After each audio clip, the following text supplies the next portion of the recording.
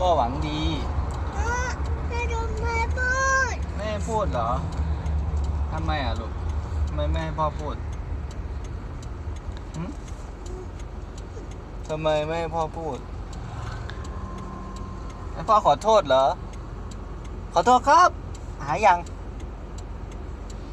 ขอโทษครับขอโทษนะครับโอเคนะ